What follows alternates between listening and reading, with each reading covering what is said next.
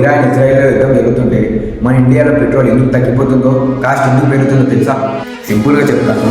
Petrol మన కంట్రీస్లో తయారు చేయరు, వేరే కంట్రీస్ నుంచి తెచ్చుకుంటారు అన్నమాట. అండ్ ఆయిల్ ఎక్కడి నుంచి వస్తుంది? మిడిల్ ఈస్ట్ నుంచి వస్తుంది. ఇప్పుడు ఆ మిడిల్ ఈస్ట్లోనే యుద్ధం జరుగుతుంది. వార్ స్టార్ట్ అయ్యాక ఆయిల్ సప్లై డిస్టర్బ్ అవుతుంది. అక్కడికి షిప్స్ అంత సేఫ్గా వెళ్ళి రాలేవు. సో హార్మోస్ ఏరియాలో నుంచి ఆయిల్ తీసుకురావడానికి కొంచెం టైం పడుతుంది. అంటే సప్లై తగ్గితే ఆయిల్ డిమాండ్ పెరుగుతుంది. అండ్ ఇంకో విషయం ఏంటంటే, ఇండియాలో పెట్రోలియం అయిపోలేదు, కొంచెం తగ్గిపోయిందంటే ఇలాంటి పరిస్థితుల వల్ల. సో ఇప్పటి నుంచి క్యాన్స్ పట్టుకొని పెట్రోల్ బంక్స్లోకి వెళ్ళకండి. పెట్రోలియం అయిపోలేదు, జస్ట్ కొంచెం సప్లై తగ్గిందంతే. ఇది నేను చెప్పలేదు, ఇండియన్ ఎయిర్లైన్స్ చెప్పింది. వార్ యొక్క మిడిల్ ఈస్ట్లో ఇంపాక్ట్ ఏమో ఉన్న పెట్రోల్ బంక్స్. ఇప్పటి నుంచి పెట్రోల్ ప్రైస్ కనుక పెరిగితే ఇది గ్లోబల్ ఎఫెక్ట్ అని గుర్తుపెట్టుకో. Share this to stop confusion.